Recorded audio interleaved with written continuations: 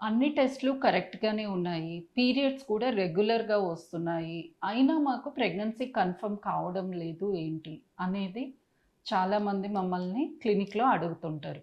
So, దీంట్లో most common problem మేమేం notice చేసాము అంటే, అసలు ఫర్టైల్ పీరియడ్ అవేర్‌నెస్ అనేదే చాలా తక్కువగా ఉంటుంది. ఈవెన్ ఎడ్యుకేటెడ్ కపుల్‌కి గూడా.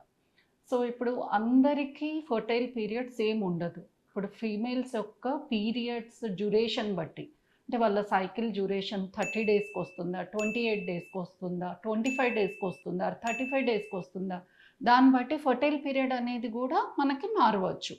సో, ఇప్పుడు ఫర్టైల్ పీరియడ్ అంటే ఏంటి? బేసిక్‌గా ఎగ్ రిలీజ్ అయిన రోజు. అంటే ఓవ్యులేషన్ ఉన్న టైంలో మనం కలవడాన్ని ఫర్టైల్ పీరియడ్ అంటాము.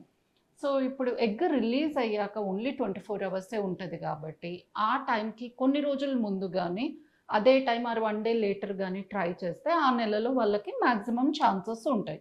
ఇప్పుడు పీరియడ్స్ 28 డేస్‌కి ఒకసారి వచ్చే వాళ్ళకి 14థ్ డే అరౌండ్ మనం ట్రై చేయమని జెప్తాం.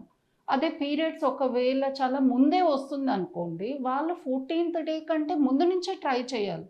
ఇప్పుడు చాలామంది ఈ అవగాహన లేకుండా పీరియడ్స్ ఎవ్రీ 22-25 డేస్ వస్తున్నా వాళ్ళు 14థ్ డే, 13థ్ డే అలా ప్రెగ్నెన్సీ గురించి ప్లాన్ చేస్తుంటారు.